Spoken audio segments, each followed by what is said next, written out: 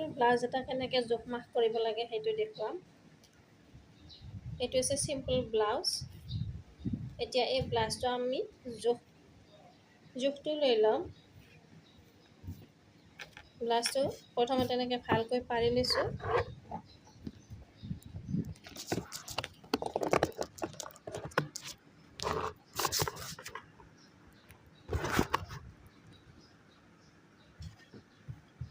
এইটো এনেকৈ ধুনীয়াকৈ টানি লওঁ কাপোৰখন।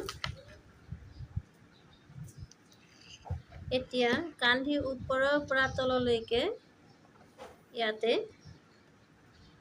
ব্লাউজটো জুখি লওঁ। দীঘল 17.5 ইঞ্চি আছে। এটা কপি তেনেকৈ আপুনি দীঘল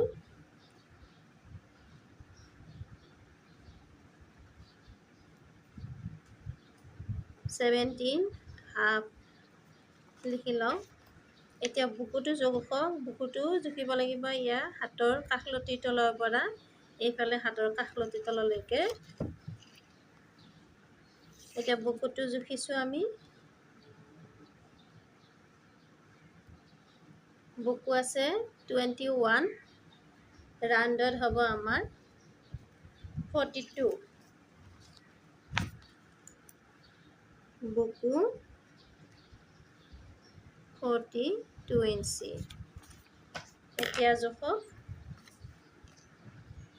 কঁকাল। এইটো কঁকাল হয়। এইটো চাই লওঁ। কঁকাল আছে আমাৰ 17.5 ইঞ্চি। 17 দুগুণ 34 আৰু আধা ইঞ্চি 35। কঁকাল 35 ইঞ্চি। এতিয়া ডিঙিটো জোখক। ডিঙি কিমান আছে? ডিঙি আছে এইটো 8.5 ইঞ্চি।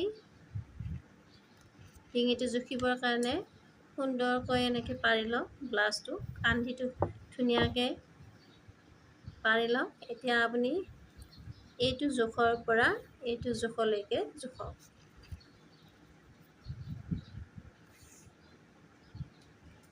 ডিঙি পাইছোঁ 8 ইঞ্চি বহল আৰু লম্বাটো চাওক কিমান ইঞ্চি আছে। কটা অংশ আছে 7 ইঞ্চি। এনেকৈ চালে হ'ল।